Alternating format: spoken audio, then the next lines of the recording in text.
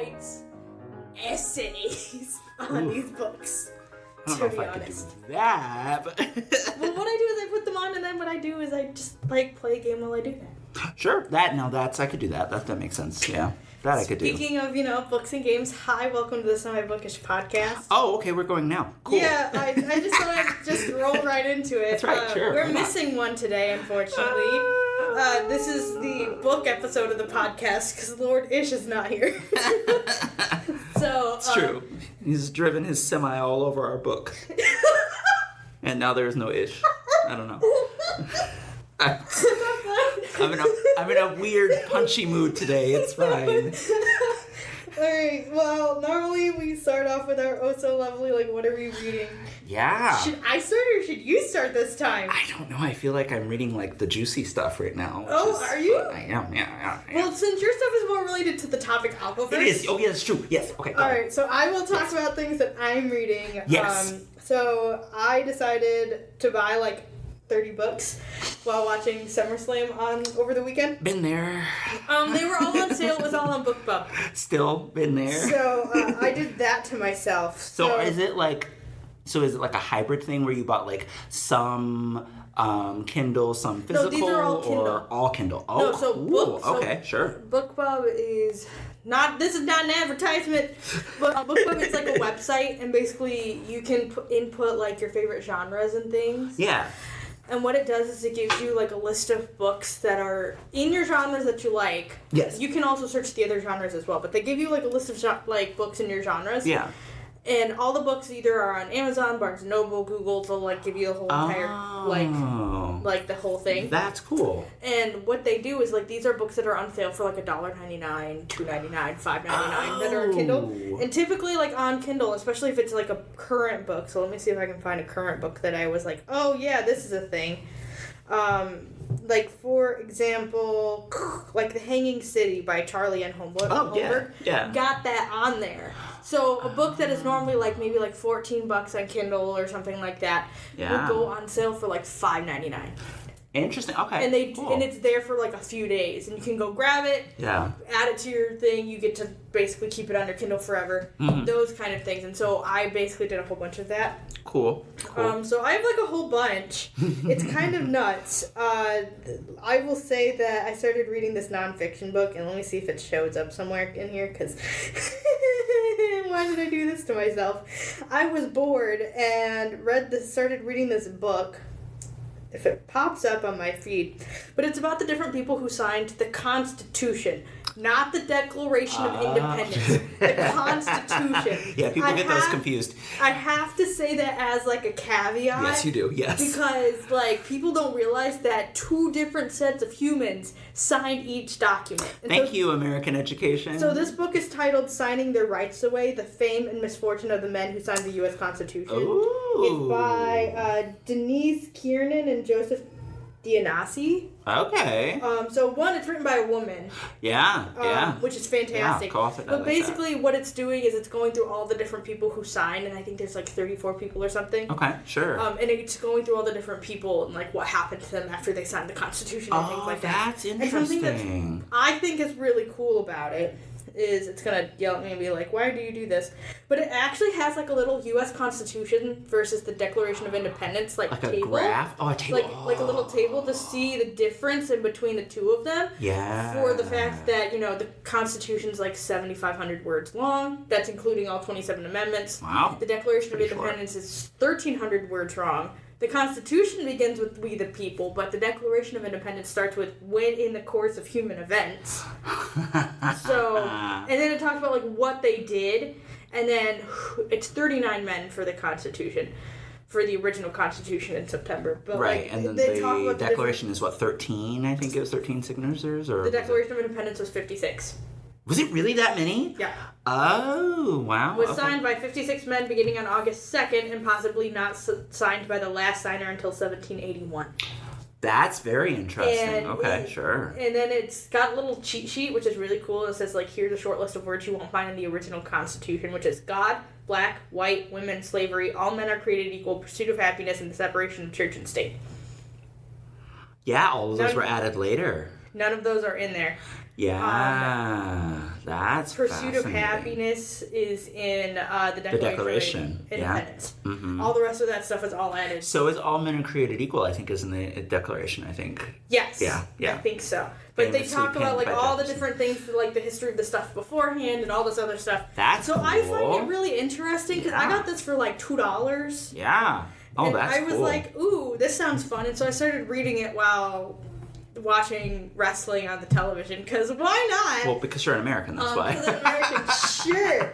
It was nuts, but that's kind of one of the books that I'm reading. Nice. And the other one, I just bought this, so I haven't actually started reading it yet, but, gosh, where is it?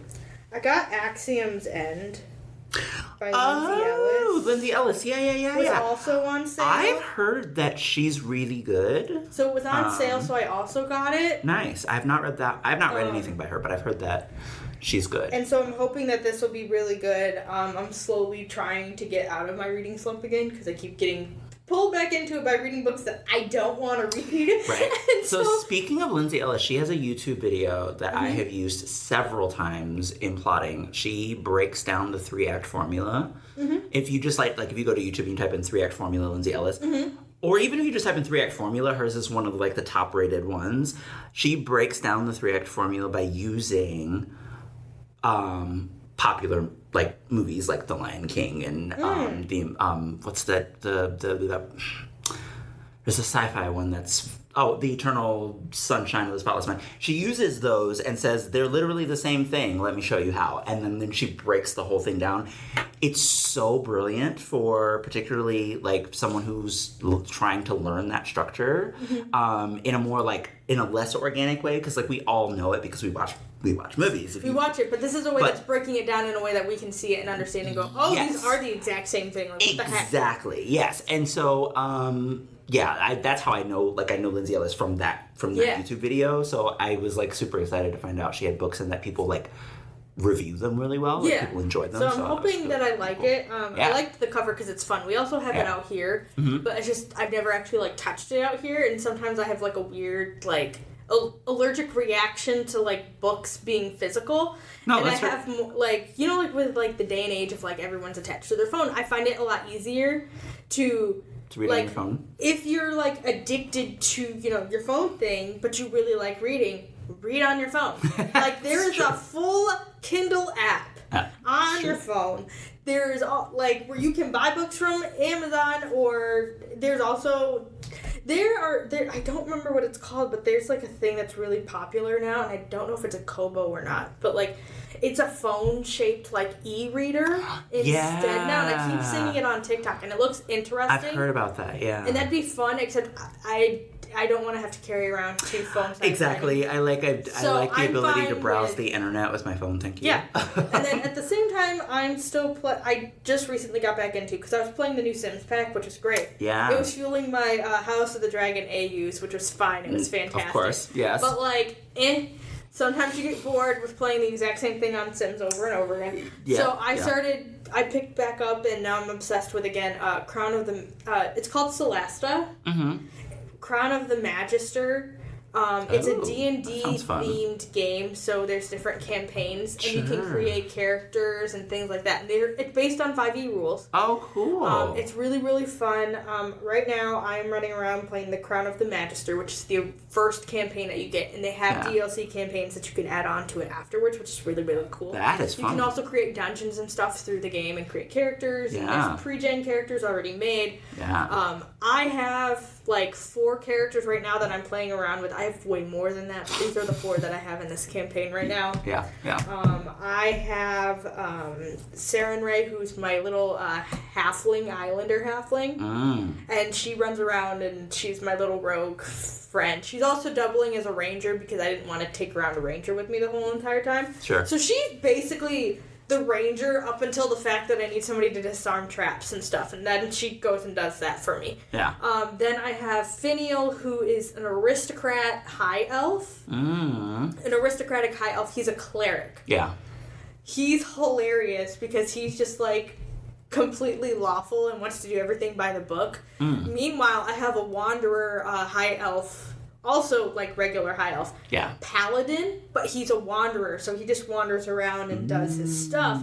Who's more like good, like he's still like neutral, but he's more like chaotic, like but also very like chaotic good, chaotic neutral, like he covers that line. Yeah. And so the two of them just keep like butting heads, and it's really, really funny. Meanwhile, I have Javelin, who is a dwarf, and I forgot if he's a mountain dwarf or a snow dwarf, because you can make two different ones. Sure. And he's a fighter, and so he's basically like my little barbarian friend that's not actually a barbarian, because I didn't feel like making one yet. Right, yeah. And then side characters that I have is I have Kalia, and Kalia is a half-orc wizard. Love that. Full academic. Love that. Full academic. Like, she's an academic with studying in, like, high society, all this other stuff. But also an orc. Half-orc. Yeah. I love that. Because I was like, I want to make a half-orc, it. but I didn't want to make her, like, the basic, like, you know, like, everyone makes the racist monster? Well, the barbarian. Yeah, exactly. Things like that. Yeah, like, I didn't want to do that. Yeah, exactly. For her. I wanted to be like, she's half. She can do what she wants. She has this world as her oyster outside of people having preconceived notions about half-orcs. Mm-hmm. Let's make her, and there's nothing that says I can't have magic as a half-orc. Right. So she has magic, and she likes to play around, and she likes to experiment. And so she runs around with my other character. I think her name is Aaliyah, but with an I, like I. Oh, Aaliyah. sure. And she is a sorcerer, but she's dragonborn. So she's human, but she's got, like, scales, like, all over her. That's fun. And so, like, those are the the main 6 that, like, I play around with all the time. That's cool. Crown of the Magister is also really fun I might because have to try that out. it's a computer game. Yeah. A lot of fun. I have a laptop. No, it's a lot of fun. Yeah, It's honestly like one of those games where like you can also play with friends, and sometimes cool. just this. Remember how I told Toni this yesterday about 2 people were playing the game on TikTok. And one of them goes, "Oh, it's a dragon. I wonder if Pokemon rules apply." Oh, the friend was playing with them and goes, "I don't think so. Pokemon rules applied, friends. It worked." But that is what I am doing on my end. And now it's your turn. Hi. Hi. Okay, so I will start with what I am watching / did watch. Ooh, so I am currently rewatching. I should say I spent last week rewatching Ahsoka. I'm most of the way through. I need to finish it, but, you know, hotspots being what they are. Right. So I'm basically waiting for the hotspots to sort of finish watching Ahsoka. The first time I watched Ahsoka, I hated it. Mm-hmm. But I am sort of realizing now that I think part of the reason why is because leading up to Ahsoka coming out, somebody had posted on, I can't remember where I found it. I think I found it on Facebook originally, but I saw it in many social media platforms. They posted a sort of like, do your Ahsoka homework kind of thing, where they posted like all of the major arcs that involve that character from her first appearance in the Clone Wars movie all the way forward to like her live action appearance in The Mandalorian. Well, there's a real problem, at least for me anyway. There's a real cognitive dissonance that happens when you take an animated character who was originally like invented as an animated character. It's a bit like watching Aang become live action, right? Yeah. Like as many people have complimented the Netflix Avatar: The Last Airbender, which I still need to watch. It's hard for people to envision Aang as a living, breathing, physical because Aang is such a cartoon character. People talked about that too. Yeah. Like when Avatar first got announced, everyone was super excited about it, and then it was revealed that it was a live action. People were still excited about it, but then you saw like as soon as casting got put in there, one, I love the fact that they casted actual children to play the children. And actual Asian Americans and they actually looked actors.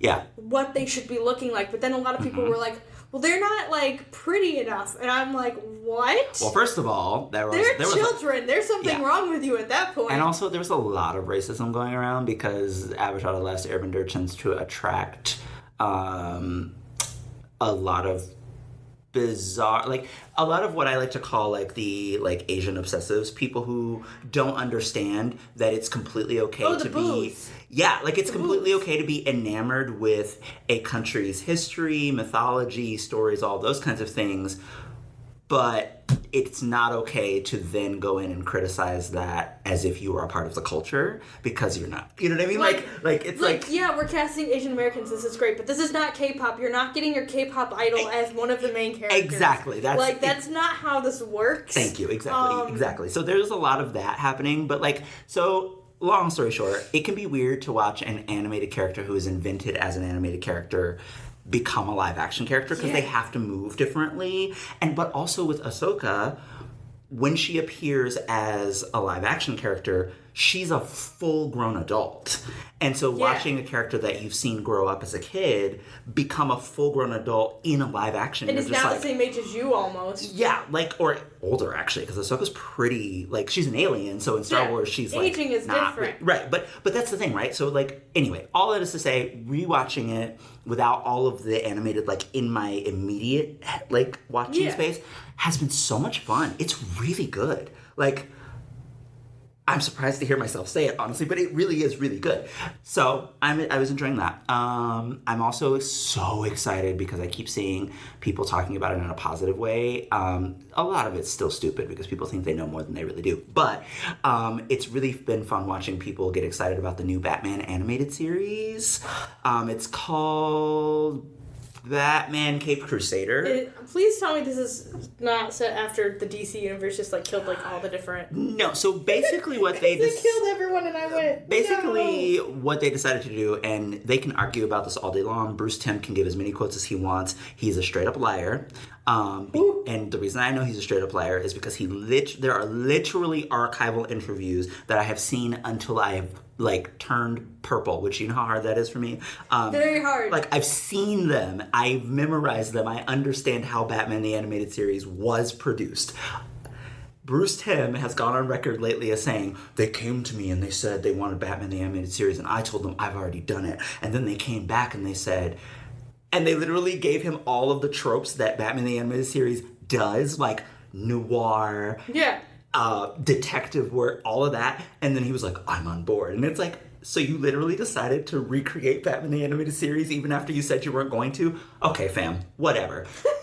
However, what I am enjoying about this is some of the stills that I've seen and everything, and what's making me excited to go back and watch the new one, is that it does feel like they're doing this for 2024, for people who weren't around for the first one. For the first time around. When was the first one? 1990, I believe, was the I wasn't around for that one. Actually, it may have been 92. I always get that a little bit mixed up. It might have been 1992 when the first episodes were airing.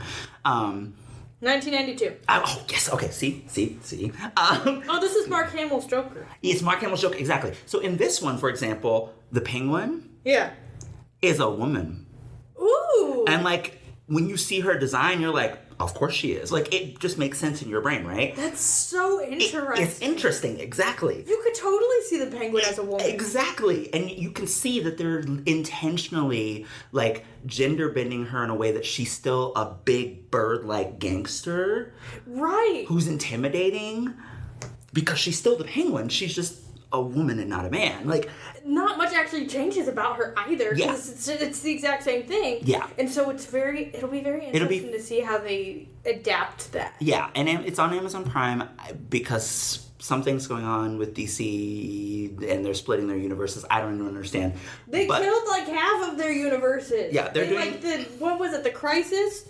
Oh, Crisis on... They killed half of them. Yeah, that's kind of what that storyline is supposed to do. Can I take that as canon? It's the current canon, yes. Because I reject current canon. I refuse. Yeah, but that's the thing about... Because they killed Teen Titans. Yeah, I know. Yeah. So I refuse. That's the thing that's not a thing anymore. Interesting about the DC animated universe is that there are always 3 or 4 universes happening at the same time that the writers just kind of don't acknowledge. If you're working within that stream, you work within that stream, and you go work within another stream, and they know. And if you're an avid watcher, like I have been, you pick up on it. You're like, wait a minute, this Superman doesn't happen in this universe, but it completely connects with this other.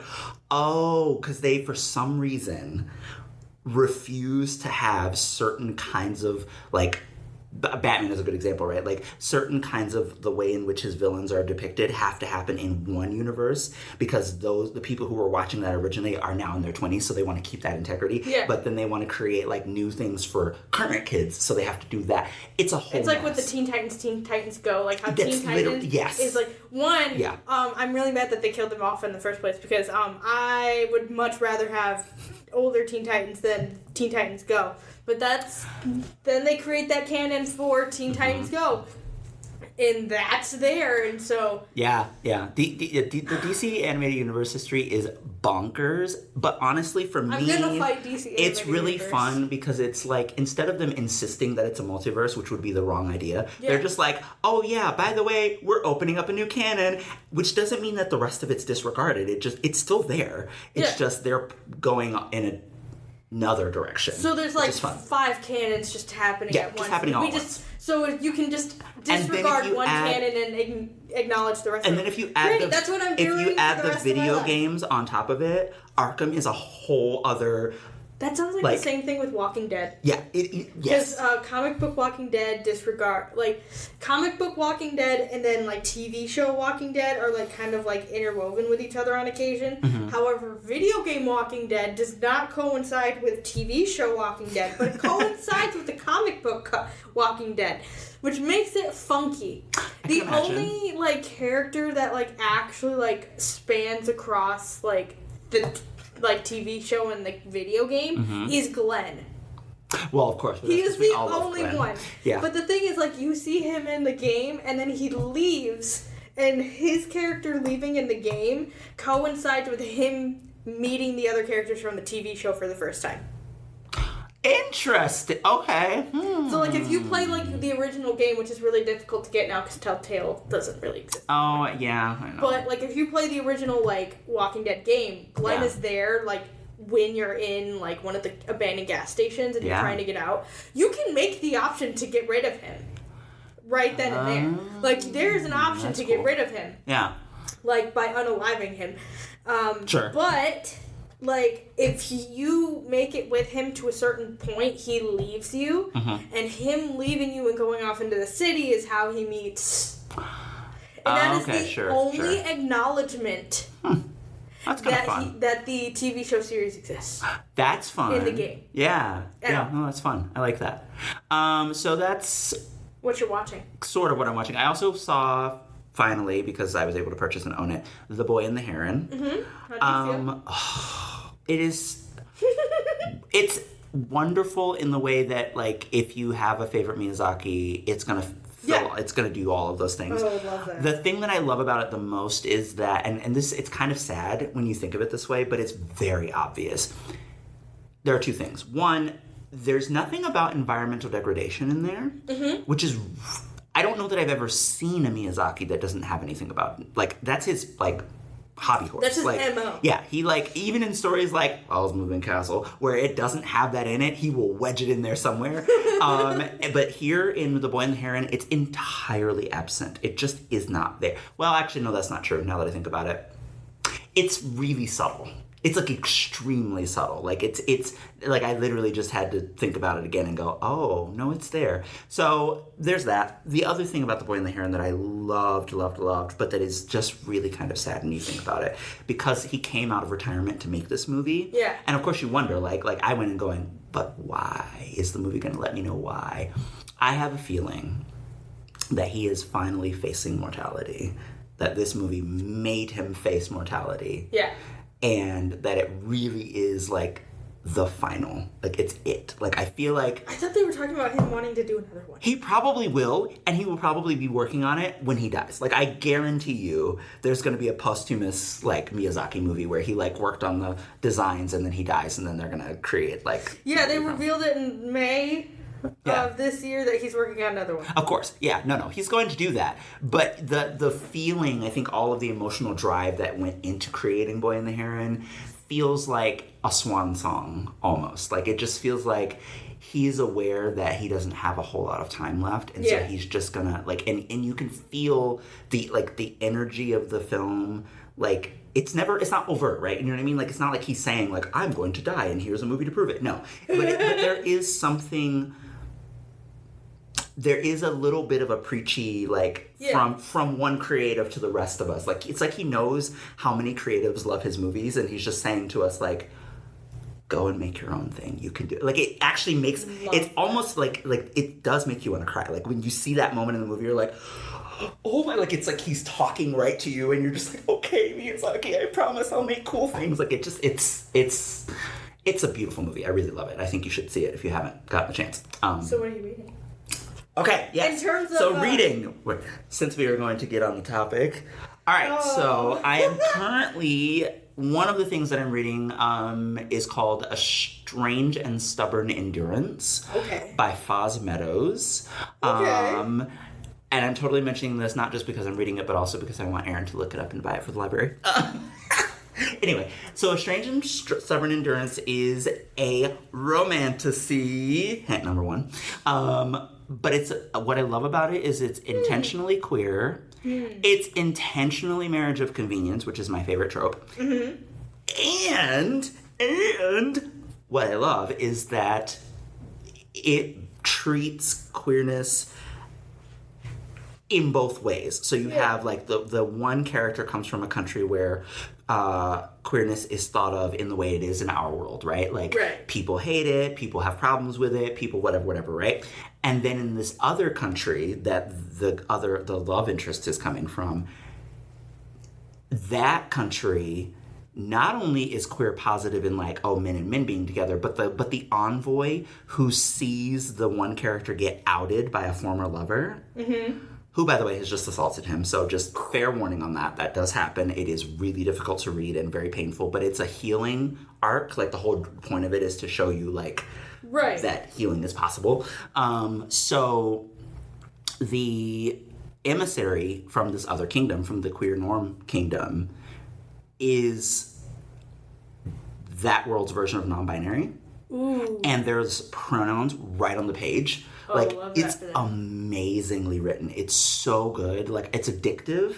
And I don't say that easily. Like, I've read a lot of Foz Meadows, like, nonfiction for quite a while, and so I know how amazing they are at nonfiction. But they are equally gifted as a novelist. Like, they are so good.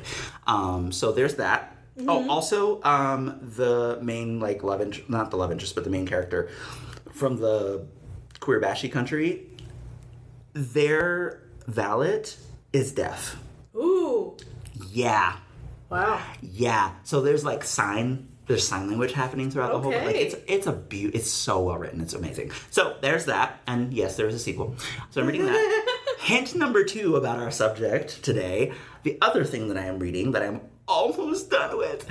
I am reading, yes, I know, ACOTAR, A Court of Thorns and Roses. You're reading only the first one, right? I'm going to read the whole series, actually. I know you're reading the whole series. Yeah, so I'm still in the first one. I'm finishing the first one. I have about 3.5 hours left on my audiobook.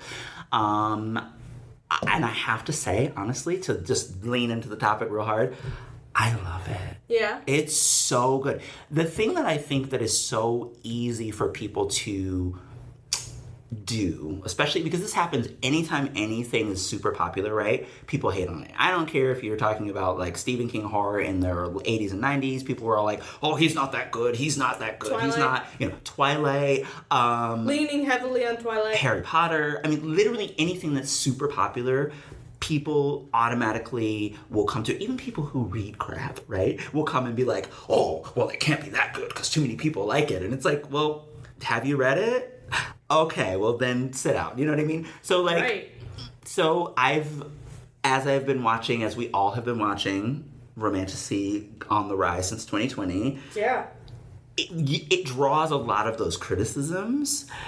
And what I find really interesting, so the other day, speaking of the topic, I was being ridiculous and going on Goodreads and just reading the 1-star reviews. Oh, those are my favorite things to do, to be honest. Of, like, the top romantasy, like, titles, just the ones that always get named, right? Just to see what people really honestly think. I think 1-star reviews are some of the most funniest things. They can be. Like, one of them, the ones for Jennifer Armentrout's from Blood and Ash, are so funny. Honestly, if you've read the books, whether you like them or not, go read the 1-star reviews for that because they are highly entertaining. People went to so much lengths to say how much they hated this book. I think the funniest part is like, you get like the 5-star reviews, and the 5-star reviews are just raving, and they're just like, we love it. But then you get the 1-star reviews, and the 1-star reviews are like, this is the grossest thing I've ever read in my entire life. I'm gonna puke all over this table. Yes. Like, this is disgusting. How can you read this? There's so many inaccuracies. There's so many plot holes. So hyperbolic. I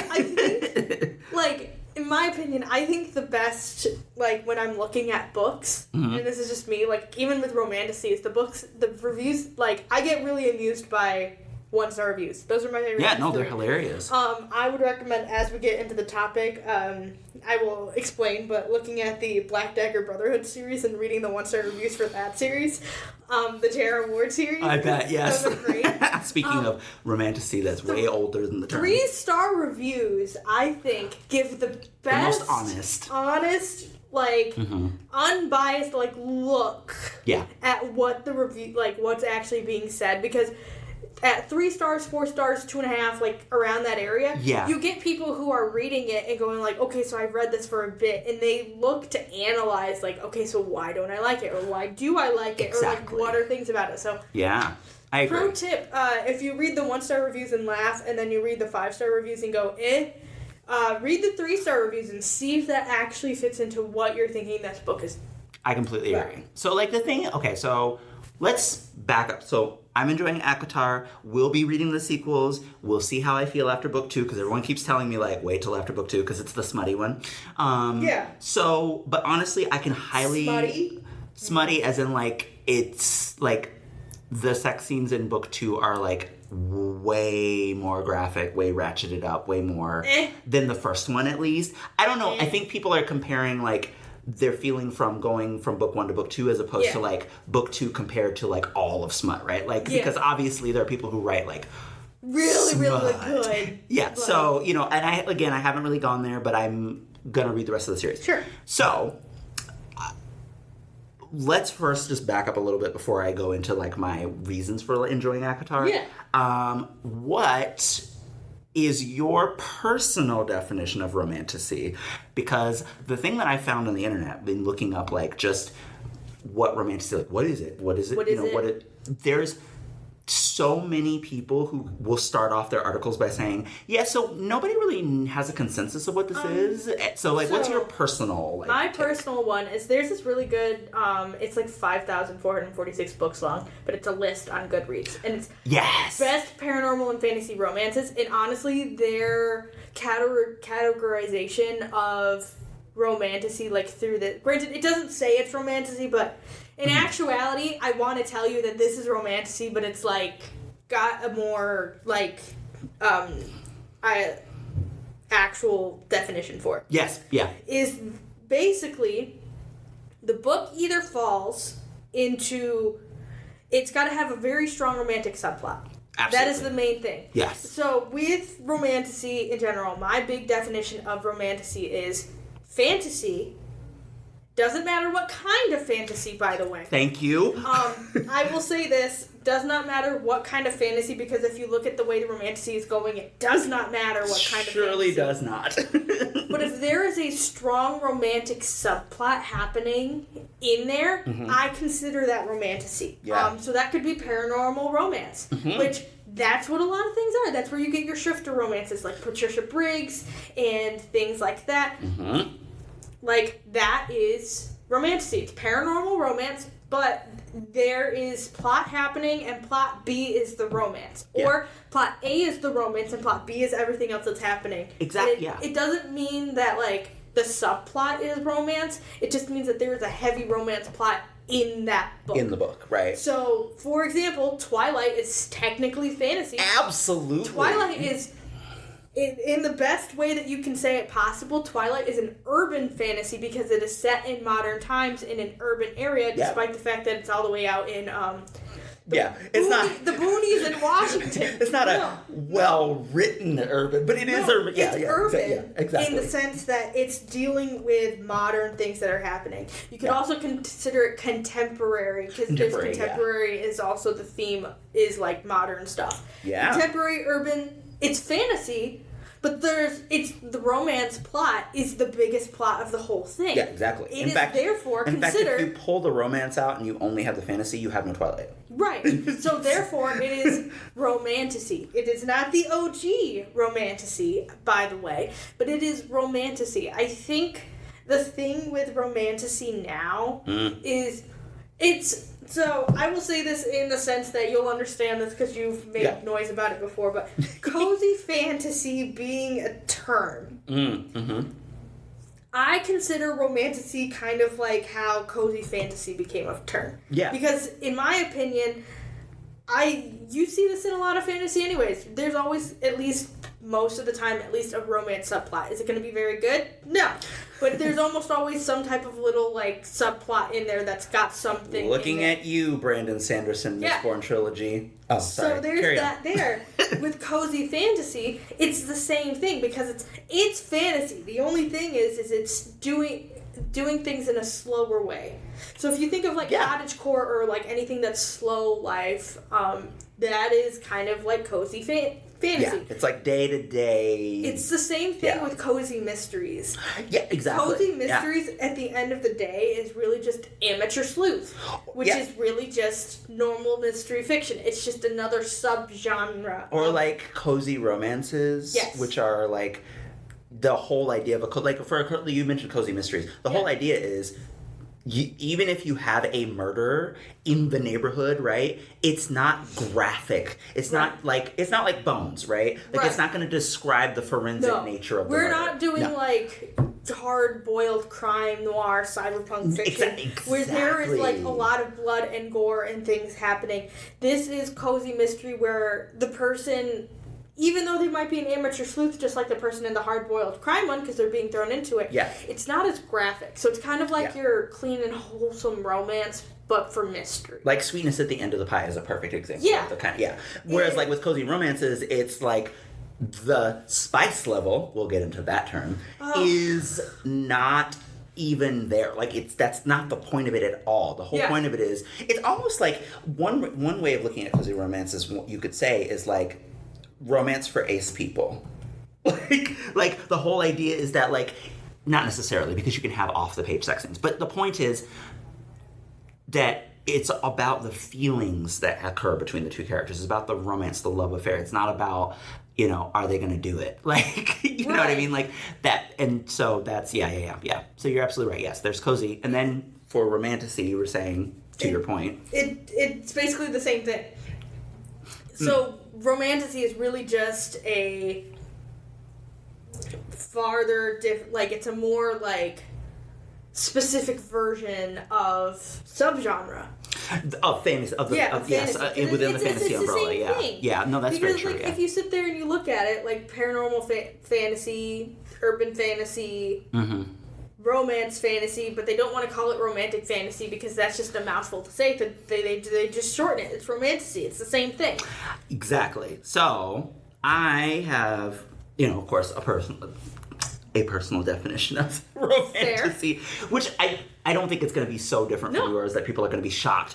Basically, the way I look at it is this. You got fantasy in one column, you got romance in one column, and if you're the author, and as I am currently authoring my own Romantasy, I'm literally doing this. You have, in one corner you have the fantasy, in one column you have fantasy, column A, and in the other corner, column B, you have romance. Now, to me, what I'm looking at is, the basics, right? What makes a fantasy a fantasy?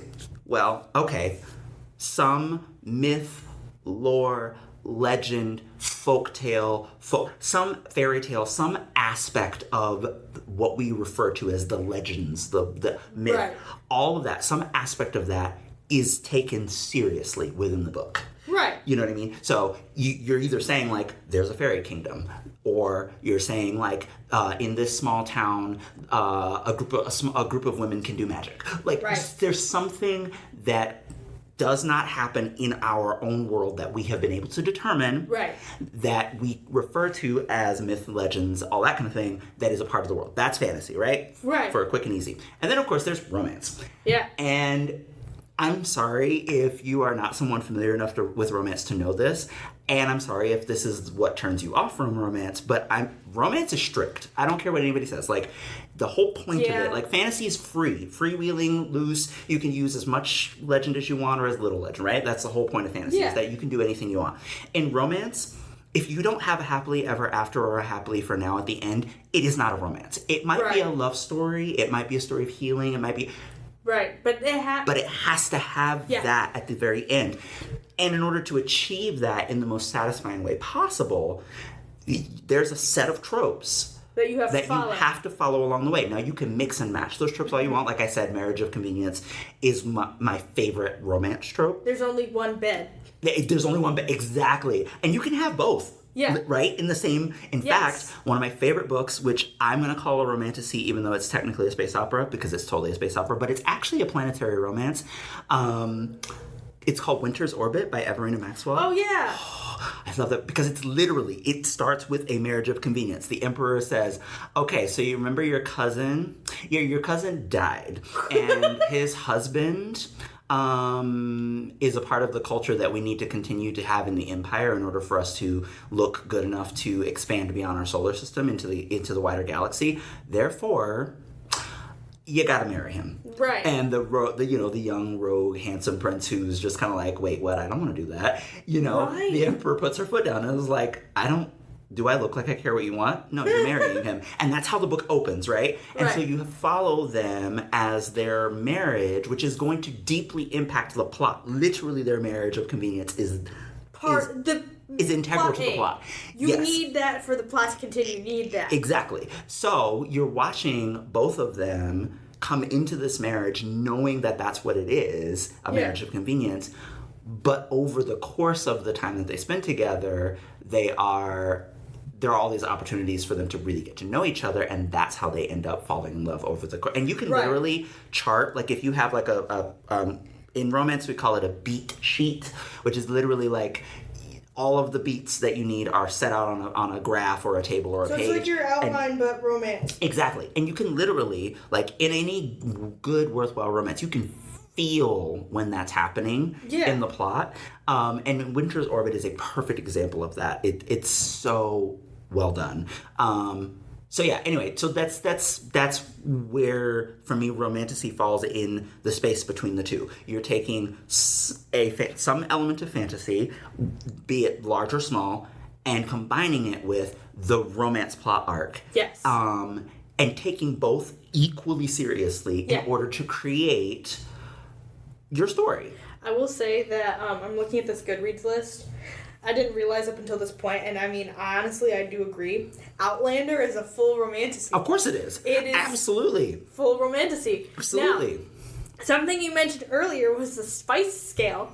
And it made my brain Erin, laugh. what is spice for those who are Dune acolytes and thinking that we're talking about that kind of spice? We're not talking about that kind of spice. We are talking or about... for Star Wars people who think we're talking about that kind of spice. No, we're not talking about either one. So we're talking about... So the easiest way I can explain spice is NSFW content. Yep. So this is something where if you read your erotica or if you read your smut books or anything like that, spice is and I'm gonna veer off into a territory. Erin makes faces when we say spice, and I'm so curious about those faces. So spice is, they have it like set to like, it's like 5 hot peppers is the spice scale. Yes. And I'm sitting here, and the first thing I can think of is, okay, so what does 1, 2, 3, 4, and 5 mean? Because the thing is, with spice, that scale, that's different for everybody. Like every reader has a different spice scale,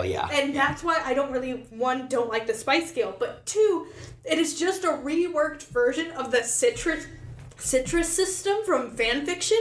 Oh, so fair. When you talk about smut in any type of content ever, you have people who are like, that's really explicit, we don't want this on the website or on computers, or we don't want kids to read it, whatever. Right. But the thing is, so this is just my, like, kind of, like, connections, is with the spice scale, it is a repackaged version of Citrus. Citrus is from fanfiction from when, so fanfiction.net, I'm using fanfiction.net as the main part of it. Yeah. Is during, I think it was 2002, there was a giant, like, hold on, I'm on Know Your Meme, and it tells me this, too. During 2002-ish, 2000s, it was used to tag sexual content in fanfiction, specifically because of I think it might have been the Anne Rice purge of fanfiction.net. Oh. So for those who don't know what that is, fanfiction is technically, while it falls under transformative use, technically it's also illegal at the same time. It is like the weirdest thing. We really need another... It's a weird quirk of intellectual property. We need to rehash the fanfiction episode for me to explain that to you, but in the easiest way I can tell you is that there was a purge because people were writing fanfiction about Interview with a Vampire, and Anne Rice said, absolutely not, you can't do this.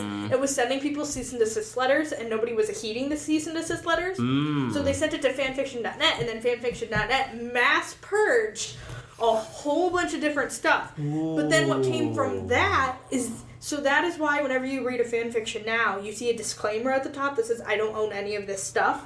That is where that comes from. That's where that came from. Okay. Along with, that is why people use the Citrus scale. Okay. And so Citrus scale is, 4 different... Well, I mean, technically it's 5, but 4 is the main Citrus scale. So you have orange, which is the light kissing, there's nothing. That is like your fade to black. That's your, like, wholesome, clean romance. It's your heart stopper. It's your heart stopper. There's not a lot happening. Yeah. Lime is groping. There's a lot more fade to black. There's no actual intercourse happening, but it's implied that this is happening without any real details. Lemon is the actual smut scenes. However, it's more, I want to say, vanilla in terms of how it's put out there, because you can tell what's happening. It's really explicitly written there. It's lemon. Yeah. However, then there's grapefruit, which is the more, that's like the most aggressive, right? That is your 5-star spice on the spice scale. Okay. That is where it is like, if you read Katie Roberts, like, she wrote, like, a whole, like, Hades and Persephone, like, Greek mythology series. Neon Gods is the first one, I think. If you read that, there's a whole entire scene where they're doing that in front of, like, a whole entire arena of people. That's where you would put grapefruit. I think that's also where you would put, like, Almond Trout series, whereas, like, at least with... I'm not sure. That's what I've heard from people. Grapefruit is more, like... a lot of freaky stuff happening. Oh, so it's more like it's more BDSM-y then? Or? Yeah. Oh, okay, sure. But it's a lot more smut. This is your 5-star spice. So it's sort of like, this is a bad example. I'm not saying that 50 Shades is something that we are endorsing. I'm just saying. So is 50 Shades more of a grapefruit? It's halfway between lemon and grapefruit. Oh, okay. Because I would, so honestly, and it's there, but like at the same time, not as much craziness is happening for grapefruit to occur. Right. But it's something that was happening. And so I equate the 5-star spice scale to the citrus scale. Yeah. Because after a time, the citrus scale died down because it was more accepting to have NSFW tags and things like that, and just going like AO3 was the thing where people were properly tagging. Yeah. Around 2019-ish, no, it was before that, like 2014, Yahoo bought Tumblr, and they were using NSFW tags. Yes. And so they had to go revert back to the citrus scale to tag their stuff. Oh. So that's something that you gotta think of. Sure. And so when you think of spice as smut, you have to be aware of the fact that, you could turn around and tell me that the spice scenes in of ACOTAR so are like super spicy or like ACOTAR, 3 stars. But I could read it and just go, this is a 1. So ACOTAR book 1 is lemon.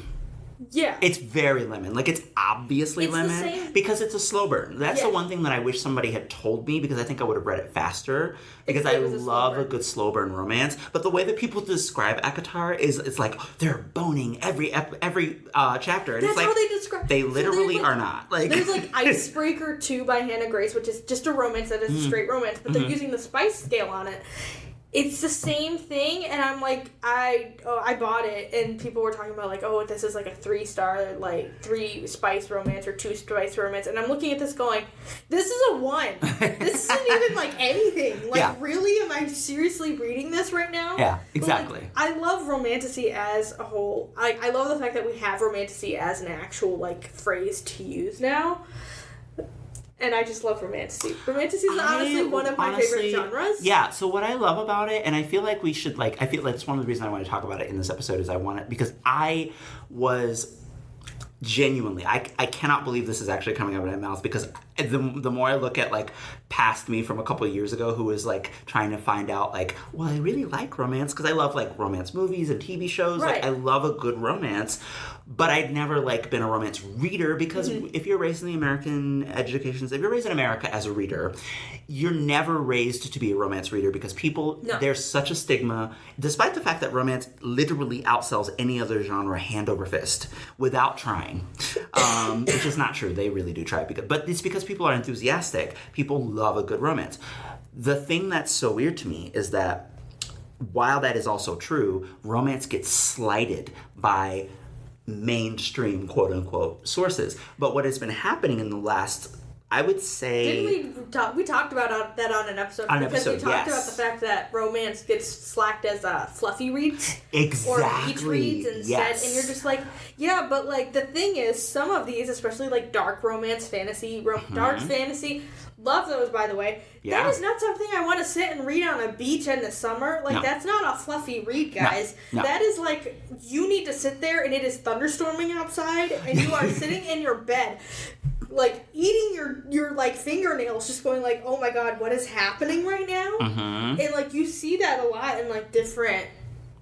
Yeah, so what I love about Romantasy, like, it, particularly for me in my, like, new journey in it, is that, like, a couple years ago, I was looking at romance fiction, like, books, and thinking to myself, or just trying things out, right? Like, so I checked out a bunch of Alexis Hall books, and, like, I was really just trying to find the place where I could find myself, because romance in the last 7 years has had a real surge. And part of the reason for that surge is that, unlike any other genre or age category, and that includes YA, that includes kids' books, that includes fantasy, sci-fi, anything in which, any, like, genre or age category of books where they've been talking about diversity until your eyes roll in the back of your head and you're like, oh my god, none of them have gotten it nearly as on point or as well as romance. Period. Right. Romance came in, like, 7 years ago, and, like, they didn't talk about it. They just put it out there. And then people were responding to the books they were reading in a really lively fashion. And so you have black women and queer women and Asian women. I mean, like, women of all stripes. Fat women. There's a whole fat revolution. And I'm only using that word because that's the word that they use. I'm not saying there's that like in a derogatory way. It's a huge genre. Yeah, because what they were saying was, we grew up reading romance, but all of these women didn't look like us because we were reading Harlequin romance. So we decided, when we became writers, we wanted to write romance for us. So in fan fiction spaces too, you see that happening hugely. Specifically on so I will use Tumblr as an example because that's where I see this happening the most. So sometimes people like to write is the word that I want to use. They write, like, fan fictions or, like, OCs, or in this case it's more X-reader. So X being, for fandom terms here, is if you said that you ship both Spike and Buffy, it's Spike X Buffy or Buffy X Spike. Gotcha, yeah. It used to mean whoever was first was the top in the relationship, but we've thrown that out the window. That doesn't exist. Right, because that's absurd, right? That's how it used to be with the slash in the middle, so it used to be whoever was the top of the relationship. So, like, this is specifically in gay romances. Sure. Whoever the top of the romance was the first person named. Oh, and then blank slash blank. Yeah, and whoever the bottom of the tag was the bottom of the... It was like a whole thing. Oh, that's problematic. It is problematic. It got thrown out the window because AO3 was like, we need this in alphabetical order.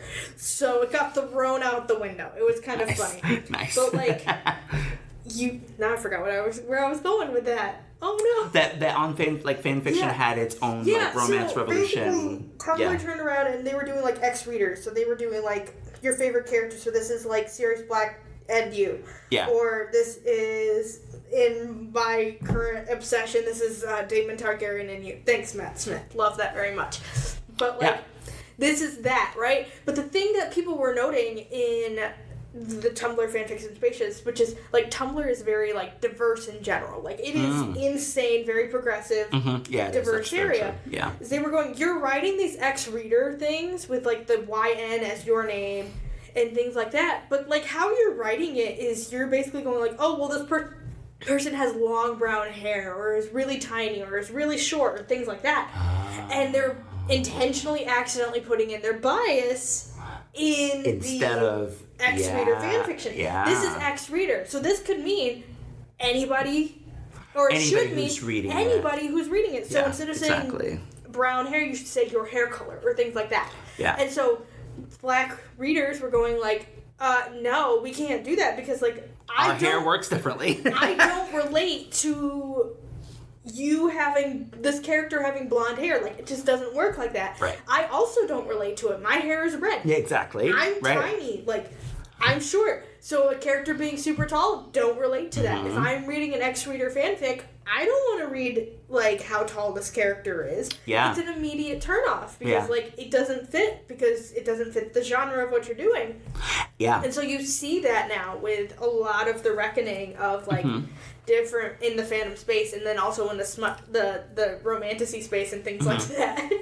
I made a list, which we're going to go through since we only have 3 minutes, to give people sort of an overview of, like, the literal, like, because the thing that I was saying before is that, like, what I didn't realize about romantasy is that it's huge. Yes. Not only does it go back as far as, throw like, some out there, and then I will also throw some out there. Yeah, not only does it go back as far as literally Arthurian romances, that's how long ago this was, but it also covers, the term romantasy is new, but what it's the genre itself is huge. It's long. It's been around for a long time.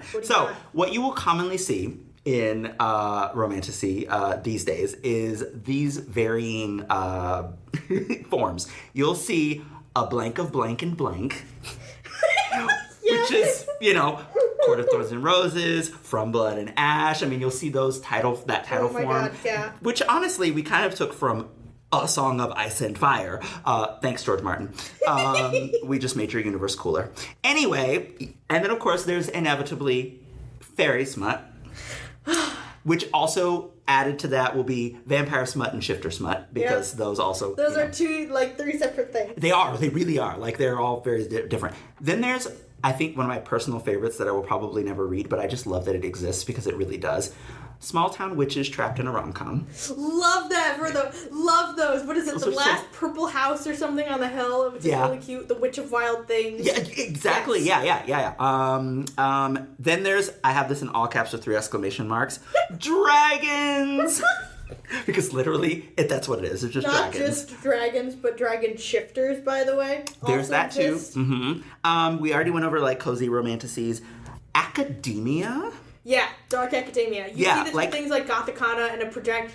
What is it? S.C. Gibson's book. Education and Malice. Education and Magic. But you also see in like, not just, that's why I said academia, because there's obviously, like, the dark academia side, but then there's, like, the light side, which is, like, I'm thinking of the Emily Wilde's Encyclopedia of Fairies. So yeah, there's that too, where you get, like, it's academia. That's the whole point, right? Yes. And then the final one, of course, which is, I wish there was more of this. There's some, but courtly love.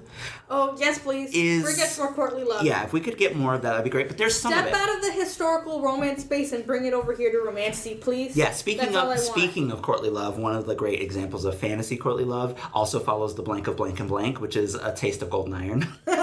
So, Yes. Yeah. So sometimes you can get that's what I love about romance and fantasy. That's what I love about romantasy, is that you can blend so many things together that before you look at it and go, oh crap, my readers who love fantasy aren't going to really enjoy this because it has too much kissing. And it's like, well, in romantasy, you can have both. Or, like, my romance readers may not like a dragon just showed up on the page. Well, in romantasy, the dragon is the point of it. Like, the dragon is the best friend. Yes. Honestly.